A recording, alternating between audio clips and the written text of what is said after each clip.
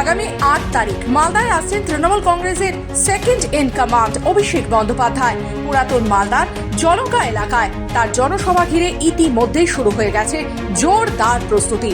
তৈরি করা হচ্ছে একটি বিশাল র্যাম্প, যার উপর হেঁটেই বক্তব্য রাখবেন অভিষেক বন্দ্যোপাধ্যায়। সভাকে ঘিরে জেলা তৃণমূল নেতৃত্ব কয়েক হাজার মানুষ জমায়েত করার লক্ষ্যে মাঠে নেমে পড়েছেন। মঞ্চ বাঁধার কাজ চলছে পুরো দমে। নেতৃত্বের দাবি, এই সভা থেকেই মালদার রাজনীতিতে নতুন বার্তা যাবে। তবে অভিষেক বন্দ্যোপাধ্যায়ের এই সভা ও র্যাম্প রাজনীতিকে কড়া ভাষায় কটাক্ষ করেছে বিজেপি।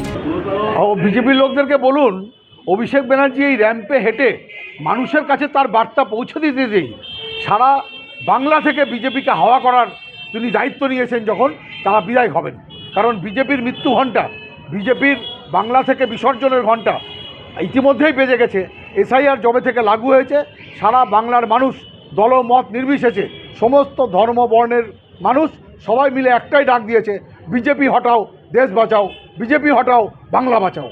বিজেপির এই আক্রমণের পাল্টা জবাব দিতে ছাড়েনি তৃণমূলও।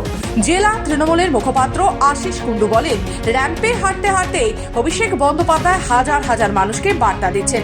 এভাবেই হাঁটতে হাঁটতে বিজেপিকে বাংলা থেকে বিদায় করে দেবে। বিজেপির বাংলায় মৃত্যু ঘণ্টা বেজে গেছে। দেখুন, যিনি ওনার হাতে ব্যাটনটা তুলে দিবেন তিনিও মঞ্চ বড় করতেন, মঞ্চের এপাশ থেকে ও পাশে যেত। পুরাতন জিনিস নতুনভাবে যদি মোড়কে তৈরি করতে হয় তাহলে বড় মঞ্চ এখন হবে না, এখন র্যাম্প ট্যাম্প এই জাতীয় লাগবে। কারণ এটা র্যাম্প শো করেই তৃণমূলকে এখন পশ্চিমবঙ্গে থাকার চেষ্টা করতে হবে। মা মাটি মানুষের সরকার, মাটিতে পা দেওয়ার যে অভ্যাস নাই, যারা র্যাম্পে থাকবে তাদের এটা প্রথম থেকেই আছে। মাটিতে না পায়ে নেমে সবাইকে বলা যে মাটির সঙ্গে আমরা আছি। কবে যে পশ্চিমবঙ্গের তৃণমূলের কাছ থেকে এই মাটি সরে গেছে, এরা এটা টেরই পায়নি।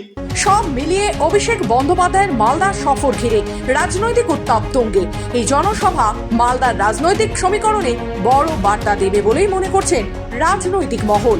মালদা থেকে নিজস্ব প্রতিনিধি রিপোর্ট, খবর বাংলা।